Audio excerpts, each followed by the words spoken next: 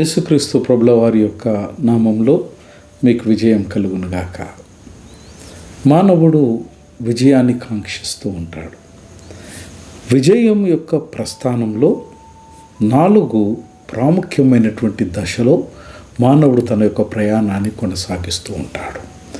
విజయం సాధించాలనుకునే ప్రతి ఒక్కరికి 4 దశలు తప్పనిసరిగా ఎదురవుతూ ఉంటాయి. వాటిలో ప్రధానమైనటువంటి ప్రథమ దశ లక్ష్యం కోసం ప్రయత్నించడం. 2వ దశ ఆ క్రమములో తప్పులు జరగడం అనేటువంటిది సహజమైనటువంటి విషయం. విజయాన్ని కాంక్షించేటువంటి ప్రస్థానములో 3వ దశ తప్పుల నుంచి పాఠాలను నేర్చుకొని వాటిని గుణపాఠాలుగా మలుచుకోవడం.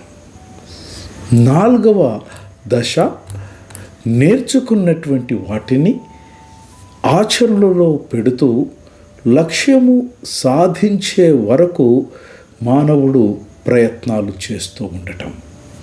ఈ 4 దశలలో ఎక్కడ ఆగిపోయినా మానవులు విజేతలు కాలేరు. ఈ విజయాన్ని గురించి పరిశుద్ధ గ్రంథమైన బైబిల్లో కొరింథీయులకు రాయబడినటువంటి మొదటి ఉత్తరములో పరిశుద్ధుడైన పౌలు ఈ విధంగా సెలవిస్తూ ఉన్నాడు. అయినను మన ప్రభువైన యేసుక్రీస్తు మూలముగా మనకు జయము అనుగ్రహించుచున్న దేవునికి స్తోత్రము కలుగునుగాక. ఆమెన్. విజయీ భవ. God bless you.